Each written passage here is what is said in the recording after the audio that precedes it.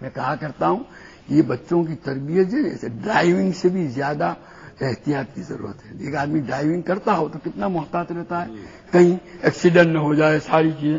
تو ایسے گویا 24 گھنٹے اولاد کی تربیت کے معاملے میں آدمی کو کیا رہنا پڑتا ہے؟ چوکنا. تب آپ اپنے اولاد کو کچھ بنا سکتے ہیں.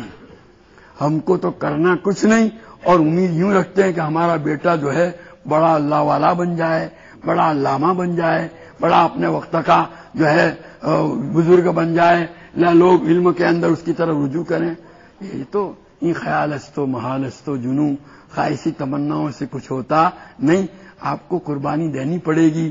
میں مثال دیا کرتا ہوں کہ دیہات میں رہنے والی عورتیں بھینسیں پالتی ہیں نا. تو جس زمانے میں بھینس دودھ دے رہی ہوتی ہے نا, تو اس زمانے میں دوسرے کسی بستی میں رشتے داروں میں اگر شادی ہے, کوئی تقریب ہے, گھر کے سب لوگ جائیں گے لیکن وہ عورت جائے گی نہیں. وہ کہے گی میں جاؤں گی تو میری بھینس میرے علاوہ کسی کو دودھ دیتی نہیں ہے, وہ ہاتھ سے نکل جائے گی. وہ عورت اپنے بھینس کے لیے ساری قربانی دیتی ہے اور ہم اپنی اولاد کے لیے ذرا برابر بھی قربانی دینے کے لیے تیار نہیں. آج حال یہ ہو گیا, صبح کو باپ جب گھر سے نکلتا ہے تو بیٹا بستر میں سویا ہوا ہوتا ہے, اور جب شام کو باپ گھر واپس آتا ہے تو بیٹا بستر میں سو چکا ہوتا ہے.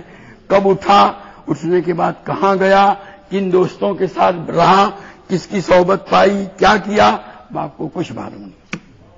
اب اس اولاد کے متعلق آپ کیا امیدیں قائم کر سکتے ہیں؟ ہم نے کیا فریضہ انجام دیا اولاد کے متعلق؟ ضرورت ہے کہ اس کی طرف توجہ کی جائے, اور اللہ نے موقع دیا. اللہ کی اس نعمت کا حق یہی ہے کہ ہم اس کی طرف خاص توجہ برتیں. اللہ ہم سب کو اس کی توفیق اور سعادت عطا فرمائے.